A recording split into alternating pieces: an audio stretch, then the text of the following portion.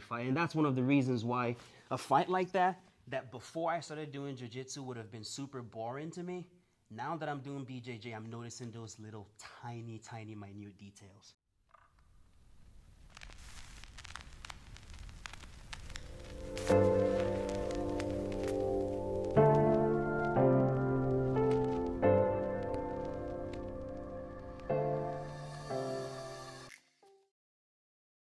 All right, guys, welcome back. Now we're going to do a really cool breakdown for a fighter that I really like, Mackenzie Dern. Mackenzie Dern has been on the jiu-jitsu scene as long as I've been training. I'm a big fan of her jiu-jitsu, obviously. She's won a few world titles, Pan Am titles, Nogi titles. So she's great. So I knew who she was before she went into the UFC, and then she went into MMA, kind of followed her career a little bit, and then she went into UFC, and she's been, I think, a 3-fight win streak. She's had, like, performance of the night several times. Her jiu-jitsu is amazing, high level, and I like how she's incorporating some of the striking.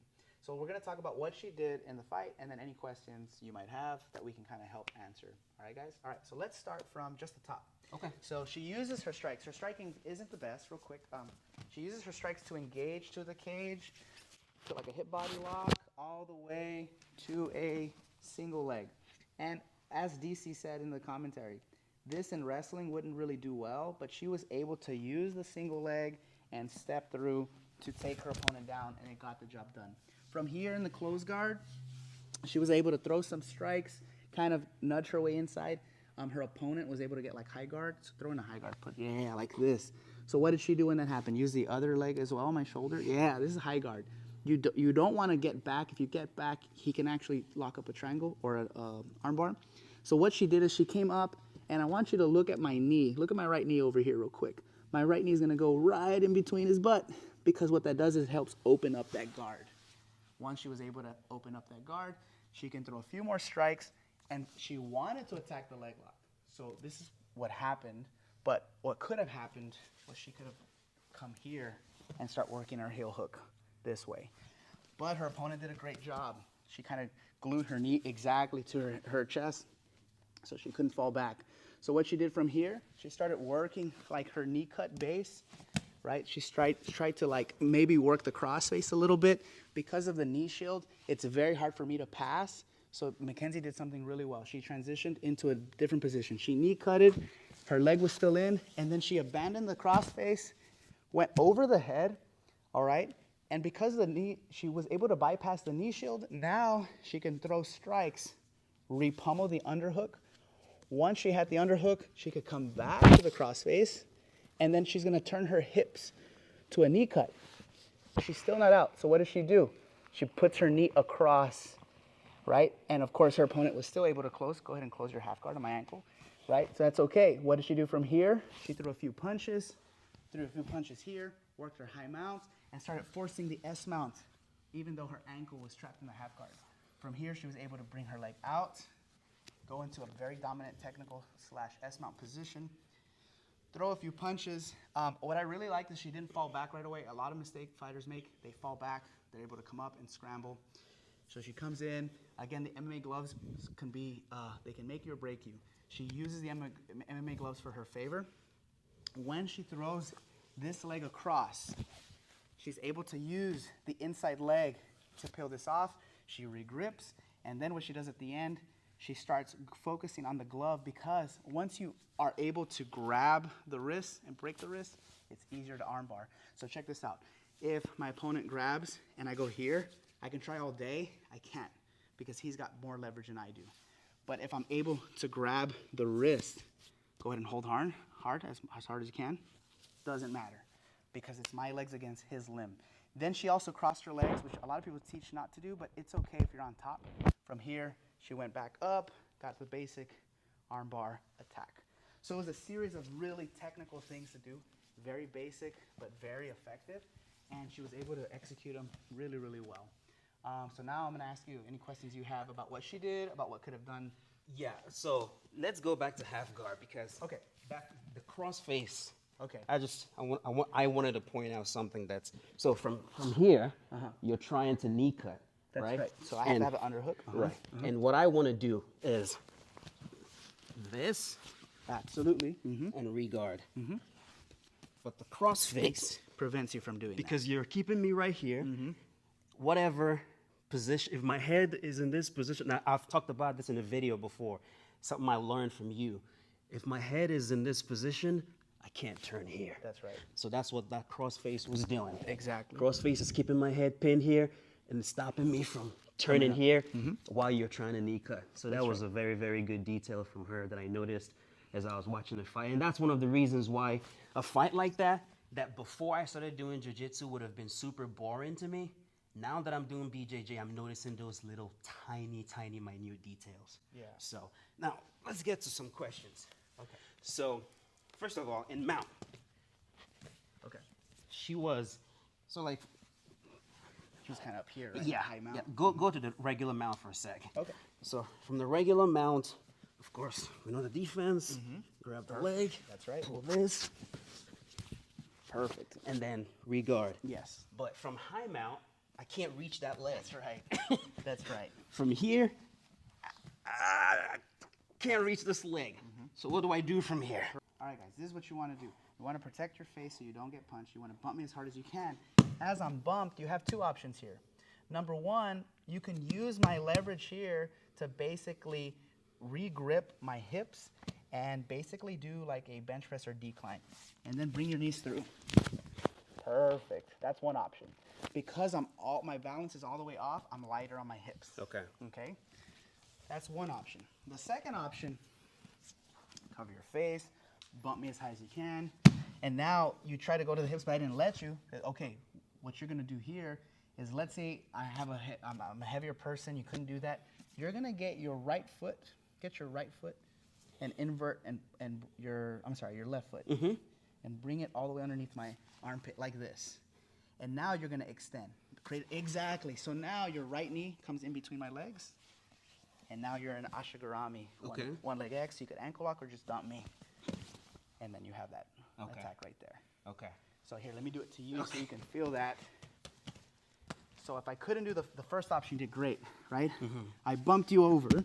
So what I'm gonna do is use my legs at your armpit so I can create space there. Okay. So now it's very hard for you to do here, right? Especially MMA. I can come in, start attacking the ankle or the knee, or technical stand up and come back up. Beautiful. So those are two things you can do that are actually very, percentage-wise, they're pretty high to get. Even in a situation where you're Absolutely, high mount. Yeah, because remember, when you're in high mount, I'm covering my face to take the damage. I'm doing that every time you throw a punch. Go ahead and throw a punch. I do it again. I never settle. Gotcha. And so I have to go fast. I'm either going to do the one where I come in, right? Option one. Or if I couldn't do that, and I am a little bit flexible, I could do option two to start turning in that. Gotcha. This is like higher. The second one's more high level. So if you've been training jiu-jitsu, you can do that one. If you haven't been training jiu-jitsu, probably the first one would be more realistic for someone who has a training camp coming up. Yeah. That first one seemed more realistic for me. Yeah. Yeah, and believe it or not, I actually get the second one more. Oh. Yes. If I have the guy down, I use my legs to pry it open and sneak my knee through. I am shorter, right? So I'm able to get my smaller legs in between their legs and really start working the one leg X. Okay. Okay. Now, second question. For mount, you've got the arm bar. Oh, okay. Yes. Yeah. I've done everything I could, but you extend. Now, from here, am I completely screwed, or is there something else I can do to maybe save myself? There's a few things you can do. You're talking about like not prevention. At this point, it's like escape, last minute escape, ditch effort. Exactly. Yeah. There are several things you could do. Number one, you can turn your thumb in like this and cup my right foot. So, like that? Yeah, but cup the back of my heel. And now move it. Yeah, now move it over your face. So. Yeah, now come up. That's one option. Okay. Easier said than done. If you do those steps, you'll come out. The problem is the guy is going to have really, strong hamstrings and probably push down. So if you can't do that one, and I'm pushing here, right, you're going to point your thumb up like you're hitchhiking, and you're going to roll over your left shoulder. Walk. Yes. Now come back this way. Perfect. And now you're out. So percentage-wise, the second one is more realistic. Okay. Because it's fast. Okay. And you can get really good at that one. Exactly. Okay. And there's one more. Come back this way. This one's tougher, but people like it. As I go back this way, come up. Let's say you don't come up. As I come back down and force you down, you're gonna slide over your right shoulder. So, Like this. Let me show it to you. This is again more advanced, but it's another option. You're about to finish. I come up. As you come back down, I'm gonna do this position. oh. Okay. Again, I like the second option we did more realistic. That's the third option. Wow. People have done it. I use the momentum to come up. I know you're gonna slam me back down with your legs. As you slam me back down, I go over, but I don't stay there because you could go belly down. Then I jump again. Wow, yeah. That one seems like you gotta have like a strong core, be super explosive. Yeah. Okay. And some people are, and they're able, especially if you're fighting MMA, you're usually genetically gifted. Right. So you're able to do some of these techniques better than a guy who does jiu-jitsu full time, who's much more isometric. Their strength is isometric. They're slower, right? The mechanics of jiu-jitsu sport competition is a little bit less dynamic than an MMA fighter who's going to explode and who can, hit, kick, punch, and wrestle, and he can explode into these movements. So I would teach an MMA fighter these escapes. I was teaching a jiu-jitsu person, but a jiu-jitsu person would probably be better at the first one, maybe the second one. Okay. Now, in mount, when you're trying to push and then get the hooks to butterfly, is there an arm bar there at all? It's very hard because it's a split second. Because my weight is forward, there's not. Okay. So if my weight is back, yes. Okay. So you don't do it when my weight is back. Okay. Right? So go back real quick on your back. So remember, you're doing it when I'm here. Okay. So there's no arm bar there. Okay. Now, there is, but it's a small window and it's a small chance.